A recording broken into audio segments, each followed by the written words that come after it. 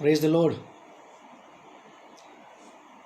परमेश्वर के लोगों, आप पर प्रभु यीशु मसीह के नाम में शांति हो। शालोम।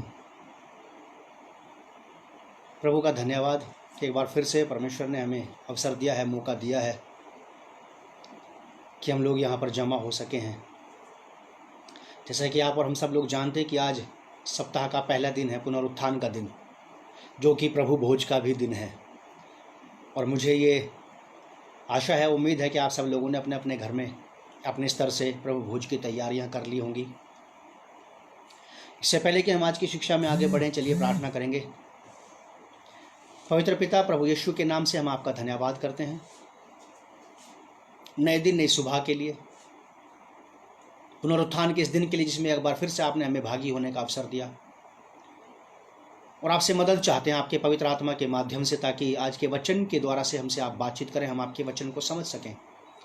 और ऐसा अनुग्रह दें प्यारे पिता परमेश्वर कि आज की शिक्षा प्रभु जी आपके लोगों को प्रभु आशीष दे और प्रभु होने दें कि कलीसिया प्रभु यीशु मसीह में उन्नति पाए, तरक्की पाए और सब लोग और अधिकाई से प्रभु को जान सकें।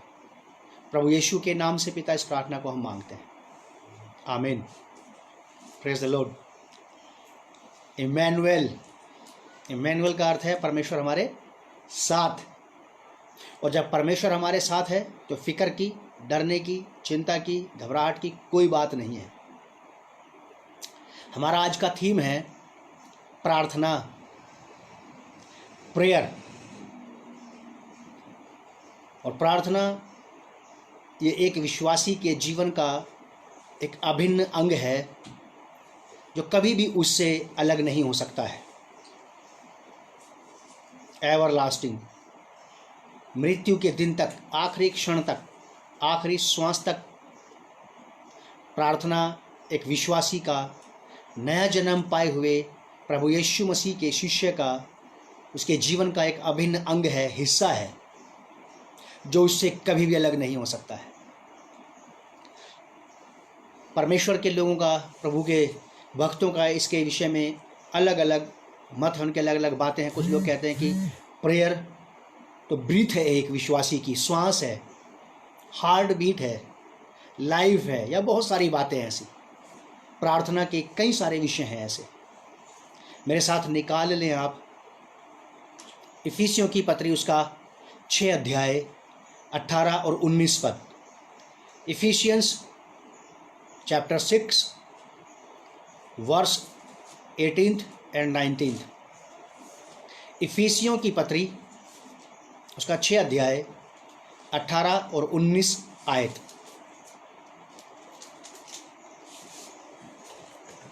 प्रेयर निहायत ज़रूरी है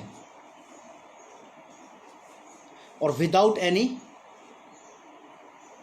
कॉस्ट, बिना किसी कीमत को पाए, हर एक सिचुएशन में, इन एवरी कंडीशन,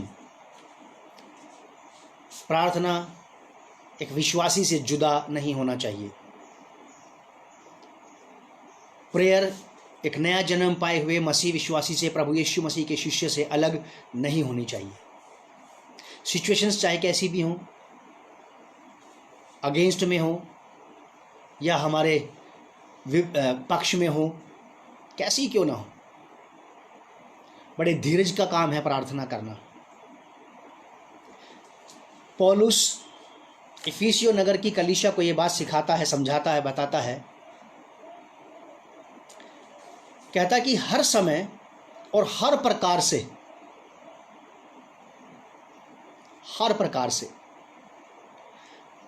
हर समय और हर प्रकार से आत्मा में प्रार्थना और विनती करते रहो, स्पिरिट में। और इसीलिए जागते रहो। प्रभु यीशु मसीह वाली बात है। मैंने आपको क्या बताया था पिछले दिनों, कोई भी चेला यीशु मसीह से डिफरेंट बात नहीं बता रहा है। सारी की सारी वही बातें हैं जो प्रभु यीशु मसीह पहले कह चुके हैं, बता चुके हैं। और ये सब के सब प्रभु यीशु मसीह की ही बातों को रिपीट करके और ज़्यादा अच्छे से परमेश्वर के आत्मा के द्वारा से उन्हें हमें हमारे लिए सुलभ बना करके पवित्र आत्मा के माध्यम से उन्हें और ज़्यादा ईजी बना करके हम तक पहुंचाई जा रही हैं। बातें सारी प्रभु यीशु मसीह की हैं। याद रखिएगा, आपकी पूरी क्रिश्चियन लाइफ क्राइस्ट के इर्द गिर्द घूमती रहती है।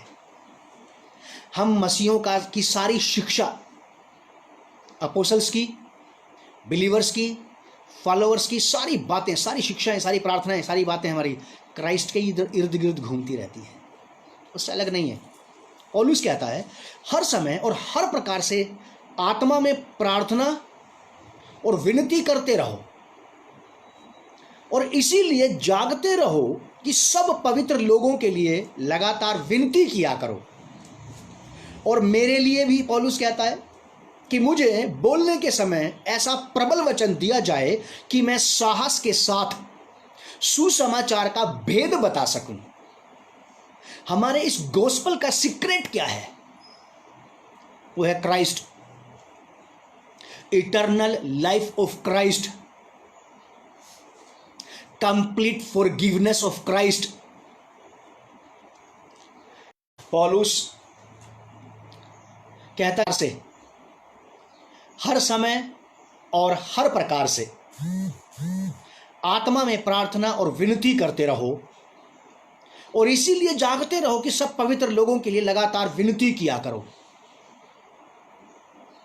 लूका की इंजील उसका 18 अध्याय के पहले पद में प्रभु यीशु मसीह ने अपने चेलों को लगातार प्रार्थना करते रहना और हिम्मत ना हारने के ऊपर एक कहानी सुनाई थी, विधवा की और एक अधर्मी न्यायाधीश की। फिर मत्ती की किताब 26 अध्याय के 46 पद में भी प्रभु यीशु मसीह ने प्रार्थना करना सिखाया था कि तुम परीक्षा में ना पड़ो, इसलिए प्रार्थना क्या करो, अपने लिए भी और दूसरे बिलीवर्स के लिए, चाहे आप उनको जानते हैं या नहीं जानते हैं। दूसरे मसीह सेवकों के लिए भी लगातार प्रार्थना करें, चाहे आप उनको जानते हैं या नहीं जानते हैं, ताकि हम सब सुरक्षित रहें और प्रभु के मार्गों में बढ़ते हुए प्रभु के काम को करते चले जाएं। प्रार्थना की जितनी ज़्यादा आपको, बिलीवर्स को जितनी ज़्यादा मिनिस्टर्स के द्वारा प्रार्थना की आवश्यकता है, सेवकों के द्वारा प्रार्थना की जरूरत है, उतनी ही ज़्यादा सेवकों को भी विश्वासियों के द्वारा से प्रार्थनाओं की आवश्यकता है। प्रार्थना में कई चीज़ें आपके हाथ लगती हैं, कई चीज़ें आपके पास पहुंचाई जाती है। परमेश्वर की ओर से राइट, सही मार्गदर्शन आपके पास पहुंचाया जाता है। परमेश्वर की ओर से प्रार्थनाओं में आपके पास सही चुनाव पहुंचाया जाता है। परमेश्वर की ओर से आपके लिए प्रार्थनाओं के द्वारा से सही मार्ग, समतल रास्ते बनाए जाते हैं। कई सारी चीज़ें हैं जो प्रार्थना के द्वारा शुरू होती हैं, प्रार्थना के द्वारा से रिलीज की जाती हैं, स्वर्ग के द्वारा से, स्वर्ग से ये चीज़ें रिलीज की जाती हैं। और यही वजह है कि आप और मैं अपने लिए रोज सुबह उठ के प्रार्थना करते हैं, अपने रोजगार के लिए, अपने परिवारों के लिए, अपनी आवश्यकताओं के लिए, अपनी सेवकाई के लिए, अपने बिजनेसेस के लिए, हम बहुत सारी चीज़ों के लिए प्रार्थना करते हैं। सुरक्षा के लिए प्रार्थना करते हैं, सही मार्गदर्शन के लिए प्रार्थना करते हैं। और यही मसीह जीवन है, यही मसीह जीवन है। 6 प्रकार के आत्मिक हथियार बांधने के लिए पौलुस सिखाता है। उद्धार का टोप, धार्मिकता की झिल्म, सत्य का पटका, एक हाथ में विश्वास की ढाल, एक हाथ में आत्मा की तलवार जो कि परमेश्वर का वचन है, और पैरों में मेल की तैयारी की, शांति के सुसमाचार के जूते। 6 प्रकार के हथियार है। और 7वें प्रकार का हथियार पता क्या है? प्रेयर। परमेश्वर के जन, विद्वान लोग बताते हैं, प्रभु यीशु मसीह के सेवक विद्वान लोग बताते हैं ये वाली बात कि 7वां हथियार प्रार्थना है। पौलुस भी सिखाता है कि सब कुछ को पूरा करने के बाद तब प्रार्थना करो। सब कुछ को पूरा किए बगैर प्रार्थना नहीं कर सकते आप, छूट जाएगी प्रार्थना, वीक पॉइंट रह जाएंगे कहीं ना कहीं से। पौलुस कहता है कि हर समय और हर प्रकार से आत्मा में प्रार्थना और विनती करते रहो। करते रहो, ये कंटिन्यू प्रेजेंट टेंस है।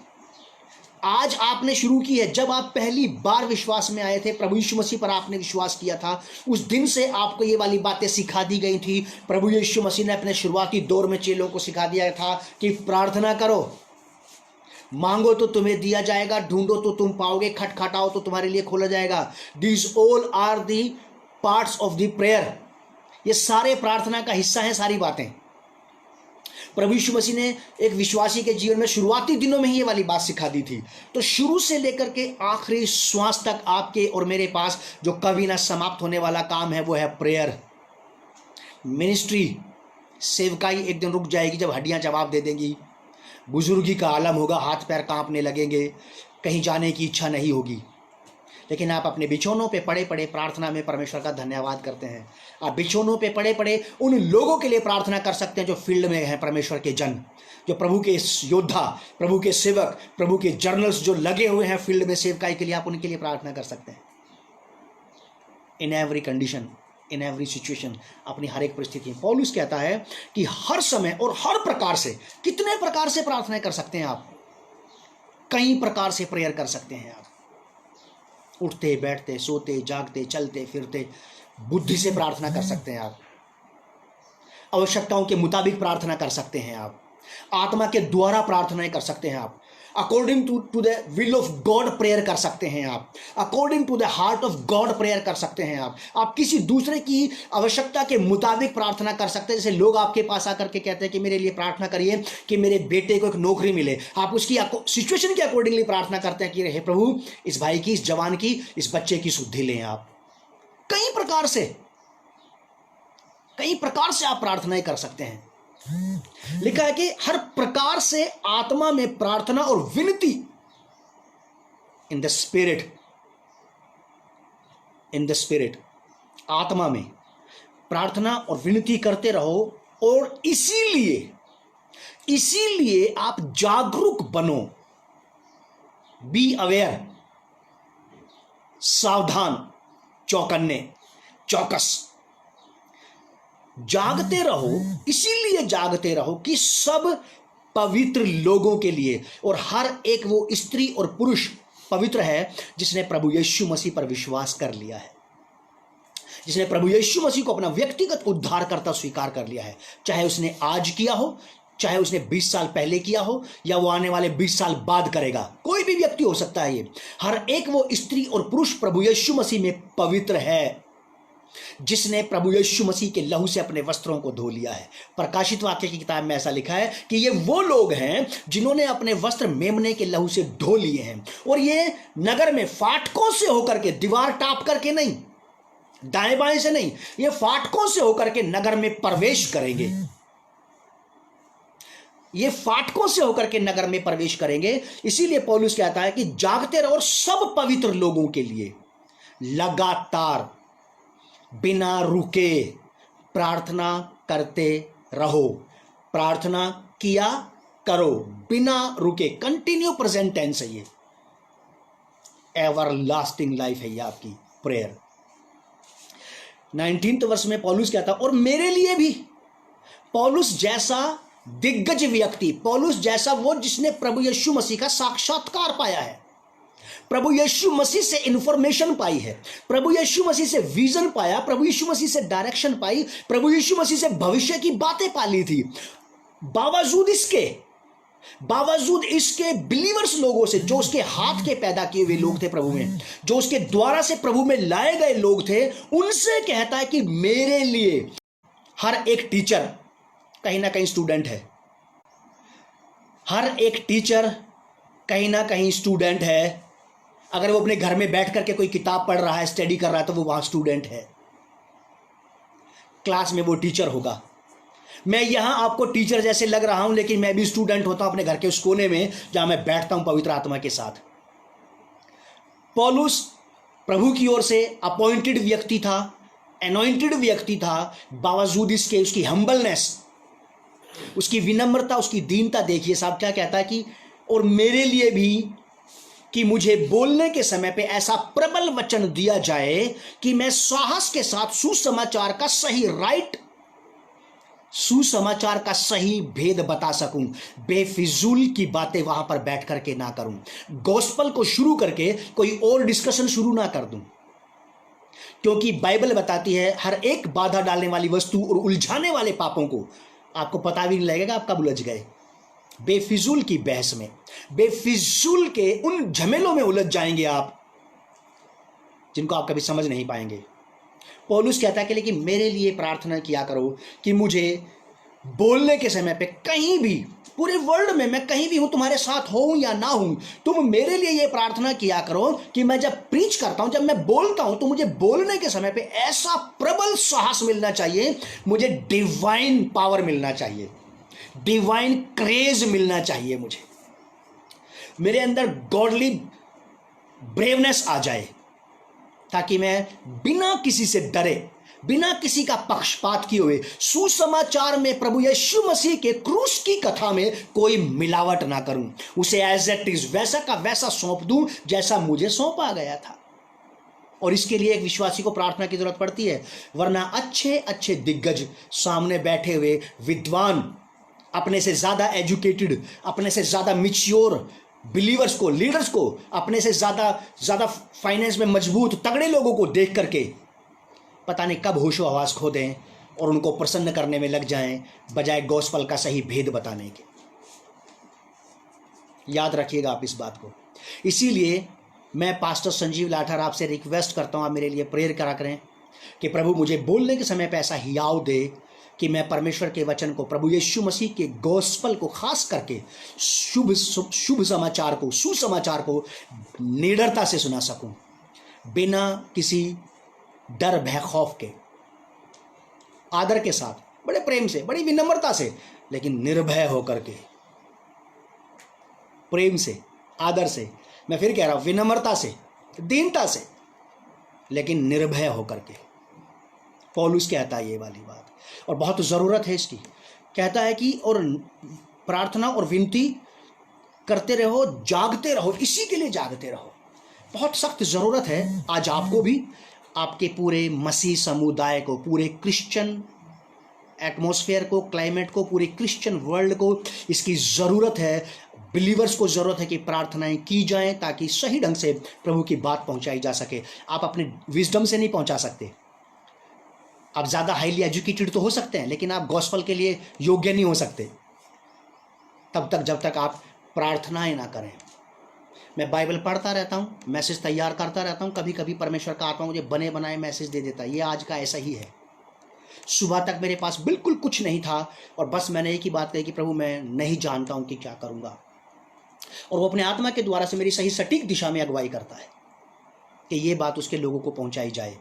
मेरे साथ निकालिए आप Romans, book of Romans chapter 12 verse 12, रोमियो की पत्री उसका 12 अध्याय 12 पद। पौलुस, यहां पे भी पौलुस रोम नगर की कलीसिया के, रोम के बिलीवर्स को कहता है, आशा में आनंदित रहो। आप जो प्रार्थनाएं कर रहे हैं उस प्रार्थना, उन बातों के लिए प्रार्थना करें जिनकी आपको प्रभु से आशाएं हैं। आपने आशा लगा रखी है, उन बातों के लिए हम प्रार्थना कर रहे हैं। और प्रार्थना करने वाली लाइफ में ध्यान देकर के सुनिएगा आप, निराशाएं, डिसअपॉइंटमेंट जरूर आएंगे और आते हैं। जब आपकी प्रार्थनाओं का उत्तर नहीं आता तो आप निराश होने लगते हैं, बुझने लगते हैं। लेकिन आपको बिल्कुल किसी भी प्रकार से ठंडा नहीं होना है।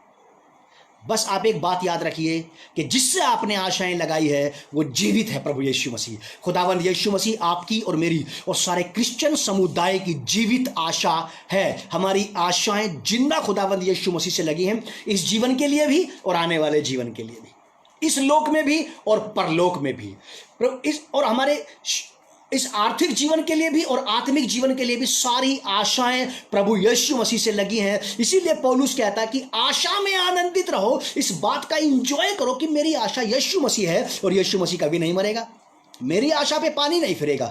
कहता है पौलुस, आशा में आनंदित रहो और क्लेश में स्थिर रहो। क्लेश, डिसअपॉइंटमेंट, निराशाएं, हताशाएं, उत्तर ना मिलने से जो हताशा और निराशा आती है, सफलता ना मिलने की वजह से जो दुख आता है, जो बुझाव आता है जीवन में, पौलुस कहता है आशा में आनंदित रहो, क्लेश में स्थिर रहो और प्रार्थना में नित्य, एवरी डे। आप पता नहीं कब से प्रार्थना कर रहे हैं किसी बात के लिए और उसका उत्तर आज तक नहीं आया। उत्तर ना मिलने की वजह से तो प्रार्थना मत छोड़ो आप। मैंने बहुत पहले परमेश्वर के एक जन की किताब में प्रार्थना के ऊपर ये पढ़ा था। उसने ये कहा था, लिखा था कि जब तक किसी प्रार्थना का बोझ परमेश्वर आपके हृदय पे से अपने आप ही ना उठा ले, तब तक प्रार्थना करना बंद मत करो आप। अगर आप किसी बात को 10 साल से प्रार्थना कर रहे हैं, इसका मतलब परमेश्वर ने आपके मन से अभी भी उन लोगों के लिए प्रार्थना का बोझ नहीं हटाया है, और आप लगातार उन लोगों के लिए प्रार्थना कर रहे हैं जबकि वो अभी भी नहीं बदले। कोई बात नहीं, आप किसी एक पॉइंट के लिए प्रार्थना कर रहे हैं, वो अभी भी प्रार्थना का पॉइंट सिद्ध नहीं हुआ, कोई बात नहीं, लेकिन आप तब तक मत छोड़िए जब तक परमेश्वर आपके मन से उस प्रार्थना के बोझ को ना उठा ले, क्योंकि प्रार्थना के बोझ देने वाला भी परमेश्वर ही है आपको। आप अपने आप से प्रार्थना नहीं कर सकते। इतने अच्छे क्रिश्चियन डिसाइपल नहीं है हम लोग, हम इतने अच्छे बिलीवर्स नहीं है, हम इतने ज्यादा बेहतरीन मसीह विश्वासी नहीं है कि अपने आप से प्रार्थनाओं का बोझ ले लें। बाइबल बताती है ऐसा कि परमेश्वर, जब हमारी बुद्धि, हमारी अकल, हमारी समझ प्रार्थना नहीं कर सकती, तब परमेश्वर अपने आत्मा के द्वारा से प्रार्थना का बोझ हमारे ऊपर डालता है, और वो है रोमन 8:26। पुराने गीत की एक लाइन मुझे याद आ गई, कभी किसी जमाने में इस गीत को गाया करता था। जब अकल दुआ कर सकती नहीं, तब आहें ये भरता है, तेरा आत्मा कमजोरी में मेरी सहायता करता है। तेरा आत्मा मेरी कमजोरी में मेरी सहायता करता है, जब मेरी प्रार्थनाओं के बोझ, प्रार्थनाओं के विषय मुझे देता है और मैं प्रार्थना करता हूं। पौलुस कहता है कि नित्य लगे रहो, नित्य। कोई बात नहीं उत्तर नहीं आया तो मेरे साथ ही बहुत सारी बातें हैं ऐसी। कभी मौका मिलेगा आपके साथ बैठेंगे और बातचीत होगी, बात करने का, अपना हृदय मुझे आपके साथ बांटने का मौका मिलेगा, तो आप समझ पाएंगे कि मेरे अंदर कितना दर्द रहता है इस बात का कि कितनी प्रार्थनाओं के उत्तर अभी तक नहीं आए हैं, और आओ कराहों के साथ, पीड़ाओं और दुखों के साथ, लेकिन मैं खामोशी से चुपचाप इस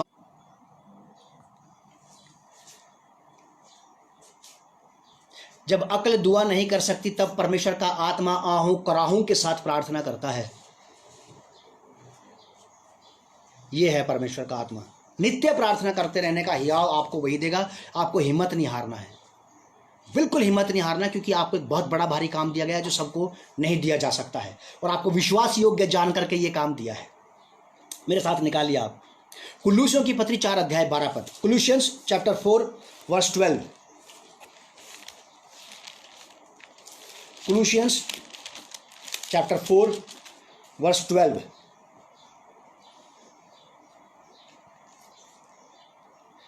लिखा है, इफ्रास जो तुम में से है, पौलुस का एक सहकर्मी था इफ्रास, और मसीह यीशु का दास है, तुम्हें नमस्कार कहता है। कुलूसियो नगर की कलीसिया के लोगों को यह पत्र लिखा गया है, और सदा तुम्हारे लिए प्रार्थना में प्रयत्न करता है। एक साधारण व्यक्ति आपके लिए सदा प्रार्थना में प्रयत्न करता है ताकि तुम सिद्ध होकर परफेक्ट क्रिश्चियन और डिसाइपल बनके प्रभु का सामना कर सको। आप प्रभु के पास पहुंचने से पहले वो चाहता है कि आप यहीं पे परफेक्ट क्रिश्चियन डिसाइपल बन जाएं। तुम्हें नमस्कार कहता है और सदा तुम्हारे लिए प्रार्थना में प्रयत्न करता है ताकि तुम सिद्ध होकर पूर्ण विश्वास के साथ परमेश्वर की इच्छा में स्थिर रहो। ऐसी ऐसी प्रार्थनाएं करते हैं लोग आपके लिए कि आप विश्वास में स्थिर रहें, अपनी शिक्षा दीक्षा में स्थिर रहें, बहके ना, भटके ना, कोई किसी प्रकार से डिस्करेज ना होने पाए, निरुत्साहित ना होने पाए, किसी भी प्रकार से फ्लेमलेस ना होने पाए, लपटे नहीं जाने चाहिए आग की आपकी। बहुत सारे लोग हैं जो आपके लिए प्रार्थनाएं कर रहे हैं, और आपको भी ऐसे बहुत सारे बिलीवर्स के लिए प्रार्थना कर, कलीसिया को सिखाई जा रही है ये वाली बात। दुनिया भर के तमाम मसीह सेवकों को, तमाम बिलीवर्स को, उनको प्रार्थनाओं की आवश्यकता है, आपकी भी और मेरी भी। हम एक दूसरे को नहीं जानते, कोई बात नहीं जानते तो क्या है, लेकिन प्रार्थना तो कर सकते हैं। आप और मैं एक दूसरे से लॉकडाउन के टाइम में कितनी बार मिले हैं बताइए? मिले ही नहीं हम लोग, लेकिन प्रार्थना तो अपने अपने घरों में से एक दूसरे के लिए कर ही रहे हैं आप लोग।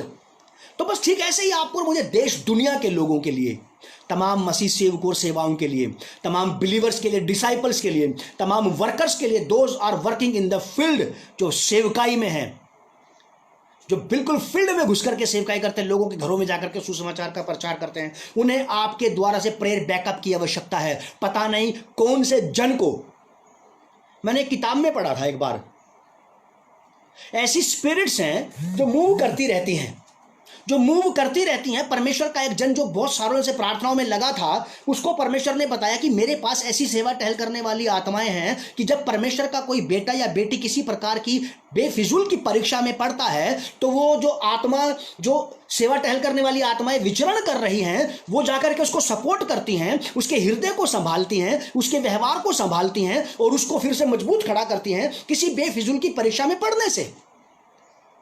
मैं हक्का बक्का रह गया उस आदमी की वाली बात सुनकर के कि परमेश्वर ने किस प्रकार से अपना नेटवर्क फैला रखा है। उसको परमेश्वर ने बोला कि तुम लोगों को, पृथ्वी पे रहने वालों को प्रार्थना करना चाहिए। पता नहीं कौन सा संत, कौन सा भक्त, कौन सा बेटा बेटी प्रभु का कौन सी भयंकर से भयंकर परीक्षा का सामना कर रहा है, आप और मैं नहीं जानते।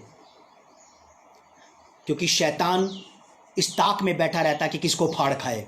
आप और हम इस ताक में नहीं बैठे रहते, पता नहीं किसको मेरी प्रार्थनाओं की जरूरत पड़ जाए। इसलिए मैं चलते फिरते उठते बैठते यही प्रार्थना करता रहूंगा, प्रभु तेरे तमाम दास दासियों को, तेरे तमाम संतों भक्तों को संभाल के रखना। तेरे तमाम उन बेटे बेटियों को जो अलग अलग प्रकार से प्रभु अलग अलग दिशाओं में इस वक्त घूम रहे हैं, प्रार्थना कर रहे हैं, सेवकाई कर रहे हैं, जो अपनी नौकरियों पर हैं, जो बच्चे अपने स्कूलों में, जो अपने कॉलेजेस में हैं, जो हमारे तमाम मसीह भाई बहन अपने अपने कामों पर हैं, प्रभु जो जहां भी है उसको वहीं पर प्रोटेक्शन दें आप, कि वो वहीं आपके सुसमाचार का प्रचारक बन जाए, वो वहीं पे प्रभु आसपास के गलत एटमॉस्फेयर से बचा रह सके। मैंने और मेरी पत्नी ने सालों प्रार्थनाएं की अपने बच्चों के लिए कि उनके आसपास की जो सीट है उनके स्कूल में जिसमें वो पढ़ते थे, जिस डेस्क बेंच पे वो बैठते हैं, उसके चारों तरफ प्रभु जी हम आपके लहू का बाड़ा लगाते हैं। आसपास में पता नहीं कैसे बच्चे बैठे हैं, कैसी नेगेटिव स्पिरिट के बच्चे हैं, लेकिन हमारे बच्चों को प्रोटेक्शन देना आप।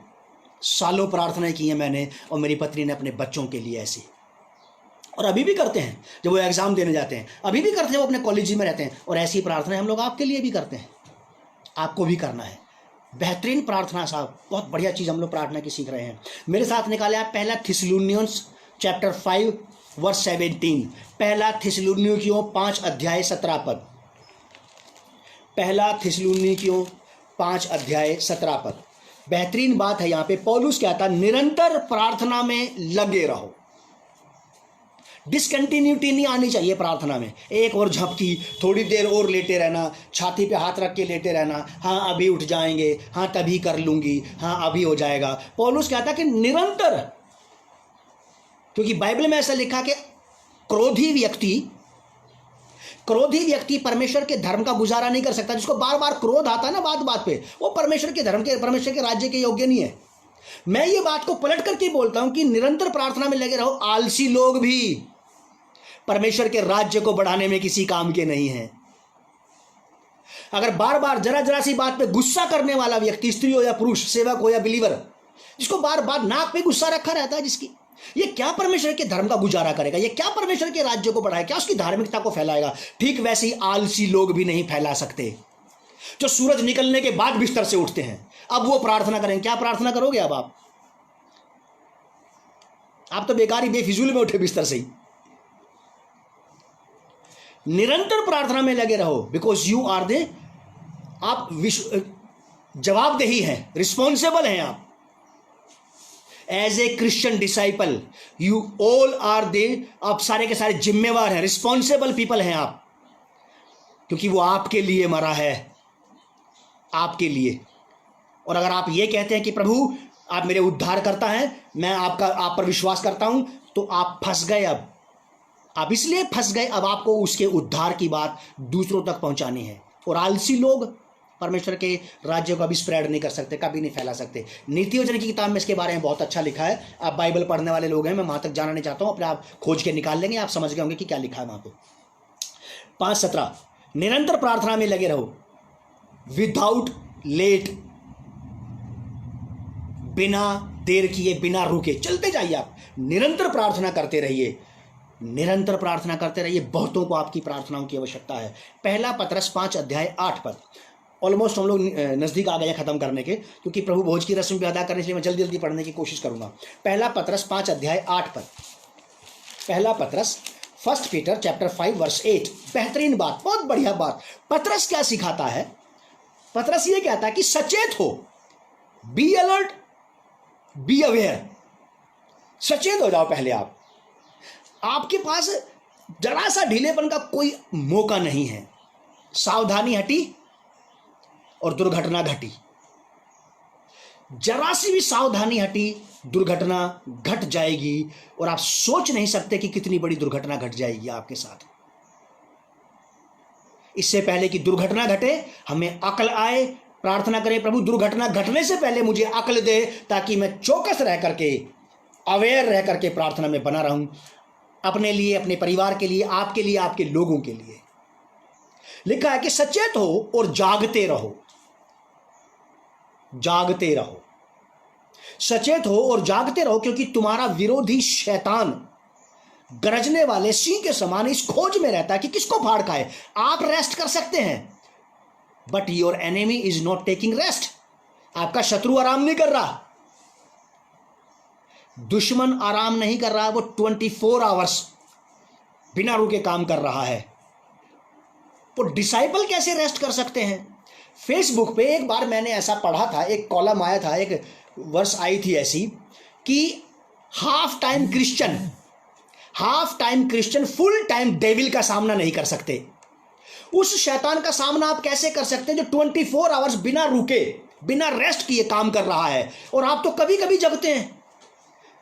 हम क्रिश्चियन को तो कभी कभी होश आता है, जब घर में कोई घटना घट जाए तब कहते हैं कि खुदा बाप, जब बच्चों के एग्जाम होते हैं तब कहते हैं खुदा बाप, जब कोई मेडिकल टेस्ट होना होता है तब कहते हैं खुदा बाप। और बहुत बार इसी वजह से, इसीलिए बहुत बार हमारी प्रार्थनाओं के आंसर्स आपके लिए पॉजिटिव नहीं रहते।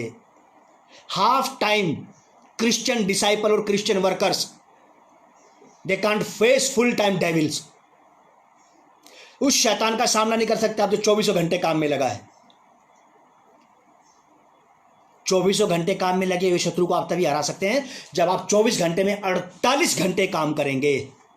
क्योंकि जो आपके ऊपर 10,000 सिपाही लेकर के आपके ऊपर हमला करने को आया है, क्या आप 2,000 सिपाही लेकर के सामना करेंगे उसका? यीशु मसीह ने बताई थी ये वाली कहानी भी, अगर आपको याद हो तो, लुका की इंजील में। आपको उससे डबल सिपाही लेकर के उसका सामना करना पड़ेगा। इसीलिए जो 24 घंटे सामना कर रहा है, आपके पास तो 48 घंटे का स्टैमिना होना चाहिए। 48 घंटे का स्टैमिना होना चाहिए। जब हम लोग कभी किसी जमाने में पहलवानी करते थे तो हमें कुश्ती का टाइम मिलता था 15 मिनट। हम 15 मिनट की कुश्ती को जीतने के लिए हमें 1.5 घंटा, 2 घंटे का अपने अंदर स्टैमिना बना के रखना पड़ता था। समझ रहे हैं आप मेरी बात को? 15 मिनट में हार जीत होती थी, लेकिन इतना ज्यादा स्टैमिना बना के रखना पड़ता था, इतनी ज्यादा प्रैक्टिस करनी पड़ती थी कि 1 घंटा तक निकल जाए। लेकिन वो 1 घंटे का जो हम एवरेज बना के रखते हैं, 15 मिनट से पहले ही खत्म होने की तैयारी करता था वो भी, क्योंकि बहुत जबरदस्त टकराव होता है शत्रु के साथ।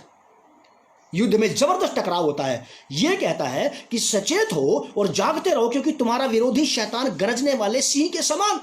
लोग ये कहते हैं सिंह नहीं है, कोई बात नहीं, लेकिन खतरा तो है उसका। खतरा तो बना ही रहता है फिर भी शैतान का। आप और मैं सुबह सुबह उठ जाते हैं, बांधने खोलने में लग जाते हैं। क्यों? जब वो शेर के समान है, शेर नहीं तो क्यों बांध रहे फिर आप उसे? बी अवेयर, धोखा ना खाओ, क्योंकि परमेश्वर और परमेश्वर की बातें ठट्ठों में उड़ाई नहीं जाती। आप ये नहीं कह सकते अरे देख लेंगे वहीं चल के, वहीं नहीं, आपको यहीं से तैयारी करनी पड़ेगी आज ही। सचेत हो और जागते रहो, क्योंकि तुम्हारा विरोधी शैतान गरजने वाले सिंह के समान इस खोज में रहता है कि किसको फाड़ खाए। पता नहीं साहब वो कौन से सेवक विश्वासी इधर उधर लगे हैं बेचारे, किसको फाड़ खाए। और फिर भी कहीं ना कहीं से कोई ना कोई घटना सुनने को मिल जाती है। क्रिश्चियन रिलीफ में बहुत सारी न्यूज आती है कि वहां पादरी का सर फोड़ दिया, वहां सेवक को नंगा कर दिया, वहां एक सेविका को, उसके पति को, दोनों को निर्वस्त्र कर दिया। कहीं ना कहीं से कोई ना कोई खबर सुनने को मिलती रहती है। और इसकी वजह मालूम क्या है? शैतान नहीं, विरोधी नहीं, इसकी वजह हम हैं, क्योंकि हम अलर्ट नहीं थे उनको प्रोटेक्शन देने में। हम लोग तैयार नहीं थे उनको कवर करने में। प्रार्थनाओं में हम सो रहे थे और बैरी काम तब हो गया। Be aware. घर में घटना तब घटेगी, लाइफ में अनचाही घटनाएं तब घटेंगी जब आप सो जाएंगे। यीशु मसीह के चेले प्रभु यीशु मसीह के पास आकर के बोलते हैं कि प्रभु हम सो रहे थे और बैरी आया और कड़वे बीज बो करके चला गया। क्यों सो रहे थे फिर तुम? प्रार्थना करते रहिए आप भी और मैं भी। बहुत से लोगों को प्रार्थनाओं की जरूरत है। बहुतों की गर्दन पे नंगी तलवार लटकी हुई है, जिनको आपकी प्रार्थनाओं की आवश्यकता है। अब ना भी जाने, आप ये प्रार्थना कर सकते हैं, प्रभु तेरी सारी संतानों के लिए मैं प्रार्थना करती हूँ, मैं तेरी सारी संतानों के लिए प्रार्थना करता हूँ, उनके दिन भर के सारे कामों में उनकी देखभाल करना, उनको सुरक्षा देना। कुछ भी बोल सकते हैं आप, अच्छी बात है उनके लिए, बढ़िया बात है, आपको बोलना चाहिए। लास्ट की बातें, इब्रानी 4:12, इब्रानी की पत्री 4 अध्याय 12 पद में लिखा है, इसका राइटर, मैं बार बार पौलुस को पता नहीं क्यों याद करता हूँ इसमें भी, क्योंकि मुझे इसमें उसकी झलक नज़र आती है। मुझे क्या, बहुत सारे विद्वानों को, मैं विद्वान नहीं, माफ़ कीजिए, बहुत सारे बड़े बड़े प्रभु के जन ऐसे हैं जो पढ़ते हैं इसको, कहते हैं कि इसमें उसकी झलक नज़र आती है, और आती भी है। 4:12 में लिखा है, क्योंकि परमेश्वर का वचन दो जीवित और प्रबल और दो धारी तलवार से भी कहीं अधिक तेज और चोखा है, जो प्राण और आत्मा को और गांठ गांठ और गूदे गूदे को अलग अलग करके आर पार बेधता है। ये उस वाली बात के लिए जो पौलुस ने कहा था कि मेरे लिए ये प्रार्थना करना कि प्रचार करते समय मेरे मुंह से 2 धारी तलवार निकलना चाहिए परमेश्वर के वचन की, ताकि लोगों के हृदय छिद जाएं, लोगों के दिल टूटने चाहिए, उनके दिलों में प्रभाव, प्रेशर पड़ना चाहिए, विचलितता आना चाहिए, ताकि उनको चैन और विश्राम प्रभु यीशु मसीह में मिले। प्रभु से बाहर आपको विश्राम नहीं मिलना चाहिए, यीशु मसीह से बाहर आपको चैन नहीं मिलना चाहिए। अगर मिल गया तो विनाश पैदा करेगा वो चैन और विश्राम एक दिन आपके और हमारे लिए।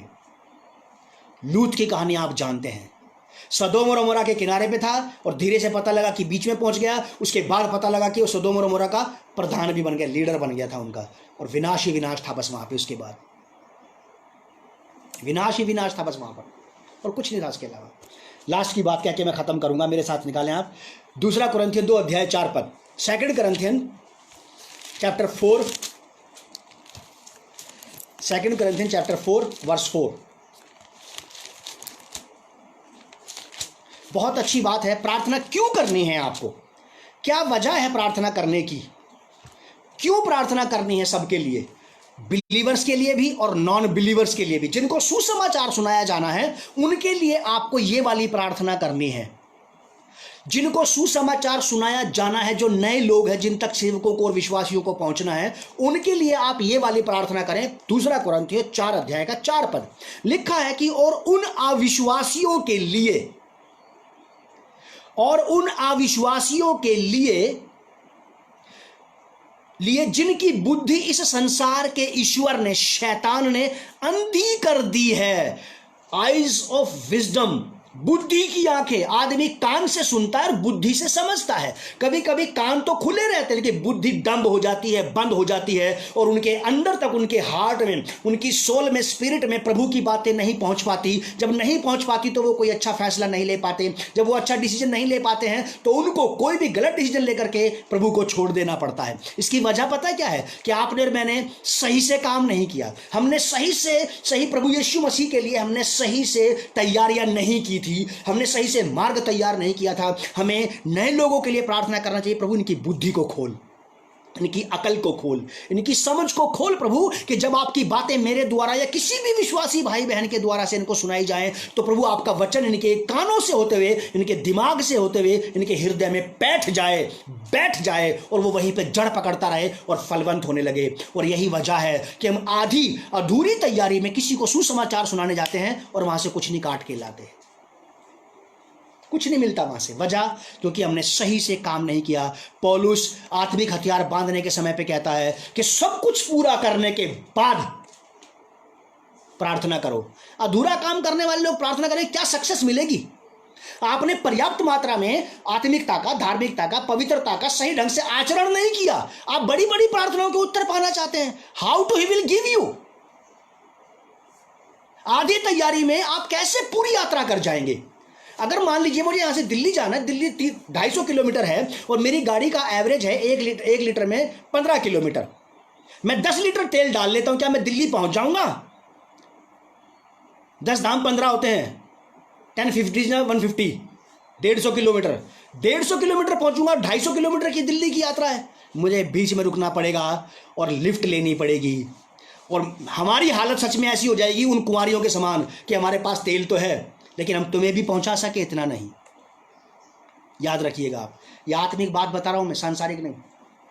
यहां क्या लिखा है कि और उन अविश्वासियों के लिए जिनकी बुद्धि इस संसार के ईश्वर ने, शैतान ने अंधी कर दी है, कि वो देखते तो रहे लेकिन दिखाई ना दे, सुनते तो रहे लेकिन समझ ना आए, ताकि सही फैसला लेकर के नरक से ना बचाए जा सके। ताकि मसीह जो परमेश्वर का प्रतिरूप है उसके तेजों में सुसमाचार का प्रकाश उनके ऊपर, उनके मन में ना चमकने पाए। अगर बुद्धि की, अकल की आंख किसी की खुल गई तो वो उसी दिन प्रभु यीशु मसीह को अपना व्यक्तिगत उद्धारकर्ता स्वीकार कर लेगा, क्योंकि आदमी कानों से सुनता है, आंखों से देखता है और दिमाग से, बुद्धि से बात को समझता है और हृदय से ग्रहण करता है। जब तक यहां बात नहीं बैठती तब तक यहां नहीं पहुंचती है। और यहां पहुंचने से पहले एक गीत है बहुत पुराना, पहले मन में सोचा फिर दिल में ये आया, पहले मन में सोचा फिर दिल में ये आया, मिलता रहे प्यार तेरा और कृपा महान, ये जीवन है क्या तेरे बिना मसीहा। पहले यहाँ से सोचेगा फिर यहाँ पे आएगा। इसीलिए प्रार्थना करना आप नए विश्वासियों के लिए कि प्रभु इनकी बुद्धि को खोल, इनकी बुद्धि को चंगा कर दे प्रभु जी, इनकी बुद्धि को निरोगी बना दे प्रभु, ताकि आपकी बातें smoothly, easily, without any struggle इनके दिमाग में बैठ जाए, इनके हृदय में उतर जाए और इनके अंदर जाकर के वो जड़ पकड़ने लगे और फैलने लगे। प्रभु ऐसा अनुग्रह देगा, क्योंकि वो खुद कहता है कि प्रार्थना करते रहो, मांगो तो तुम्हें दिया जाएगा। वो खुद कहता है इस बात को। लास्ट की बात बता के मैं खत्म करूंगा, ये बिल्कुल सच में लास्ट की बात है। पहला तीमुथियुस 2 अध्याय 1 से 4, पहला तीमुथियुस 2 अध्याय 1 से 4, ये आपके लिए है, आपके लिए, मेरे लिए भी है। पहला तीमुथियुस 2 अध्याय 1 पद से 4 पद तक एवरीडे की प्रेयर होनी चाहिए ये आपकी। सालों से ये प्रार्थना कर रहा हूं, जिस दिन मुझे पहली बार ये बात समझ में आई थी, ईमानदारी से कह रहा हूं मैं आपको ये वाली बात, जिस दिन पहली बार ये बात मुझे समझ में आई थी तब से मैं आज तक ये प्रार्थना कर रहा हूं। पहला तीमुथियुस 2 अध्याय 1 से 4 लिखा है, अब मैं सबसे पहले यह आग्रह करता हूं, अभी आपके लिए हो रही है बात, फिर से दोबारा आग्रह करता हूं कि विनती और प्रार्थना और निवेदन और धन्यवाद सब मनुष्यों के लिए किया जाए, सब मनुष्यों के लिए किए जाए, राजाओं और ऊंचे पद वालों के निमित्त, इसलिए कि हम विश्राम और चैन के साथ भक्ति और गंभीरता से जीवन बिताएं। यह हमारे उद्धारकर्ता परमेश्वर को अच्छा लगता और भाता भी है, जो ये चाहता है कि सब मनुष्यों का उद्धार हो और वे सत्य को भली भांति जान लें। आपको देश की सरकार के लिए प्रार्थना करना चाहिए, ताकि सरकार में शांति बनी रहे, आपके जीवन में भी शांति बनी रहे। बाइबल बताते हैं कि जिस देश में रहते हो उसकी भलाई की कामना किया करो, जिस देश में रहते हो उसकी भलाई की कामना किया करो, ताकि उसकी शांति से तुम्हारे जीवन में चैन, विश्राम और शांति बना रहे। अब समझ में आ गई होगी आपको बात। ऊंचे अधिकारियों के लिए प्रार्थना करें, प्रभु सारे अधिकारियों को, सारे हाईएस्ट लेवल के लोगों को कंट्रोल करके रखें, ताकि सुसमाचार का प्रचार इजीली किया जा सके, ताकि सेवकों को, बिलीवर्स को मिनिस्ट्री के टाइम पे कोई स्ट्रगल ना करना पड़े। जागते और प्रार्थना करते रहो, सचेत रहो, चौकन्ने रहो, चौकस रहो, बी अवेयर, बी अलर्ट, और प्रभु आपको आशीष देगा। और मैं दिल से आपके लिए यही प्रार्थना करता हूं कि जो आज यहाँ पे बातें कही गई, आपके मन में एक एक बात गड़ जाए, ऐसी गड़ जाए जैसे किसी दीवार में कील गाड़ दी जाती है और कोई भी कील आसानी से नहीं निकल सकती है। फिर प्रभु ऐसा ही करे। ये प्रभु भोज का समय है, आप अपनी अपनी तैयारी करें। मैं स्क्रिप्चर पढ़ रहा हूँ और प्रभु भोज की रस्म अदा करेंगे हम लोग यहाँ से। मेरे साथ जो लोग प्रभु भोज की रस्म के स्क्रिप्चर को पढ़ना चाहते वो निकाल लें। Gospel of Luke chapter 22 verse from 14th to 20th। लूका का सुसमाचार उसका 22 अध्याय 14 पद से 20 पद तक मैं पढ़ रहा हूँ। प्रभु भोज।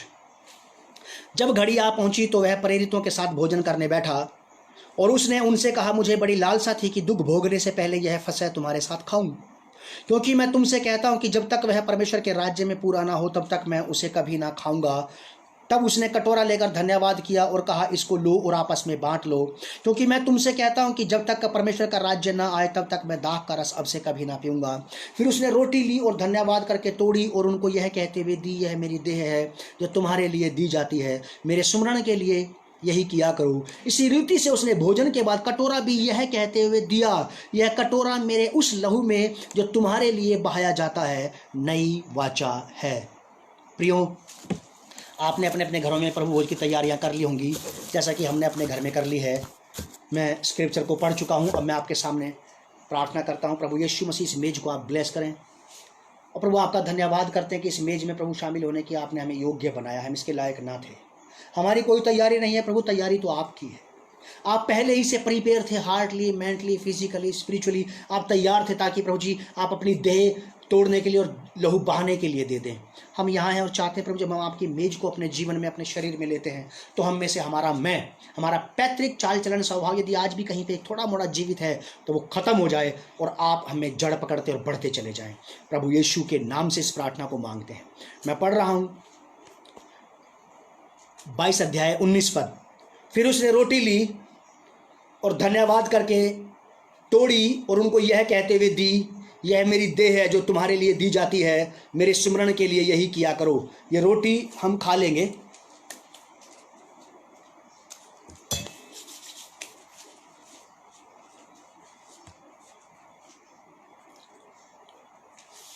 बीसवीं आयत, verse 20, gospel of Luke chapter 22 verse 20। इसी रीति से उसने भोजन के बाद कटोरा भी यह कहते हुए दिया, यह कटोरा मेरे उस लहू में जो तुम्हारे लिए बहाया जाता है नई वाचा है।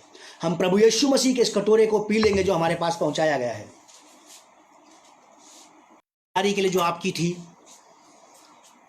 मन की उस तैयारी के लिए जो आपके इकलौते बेटे प्रभु यीशु मसीह की थी, कि हमारी खातिर ताड़नाएं और यातनाएं सहते हुए इस आपके उद्देश्य को पूरा कर सके।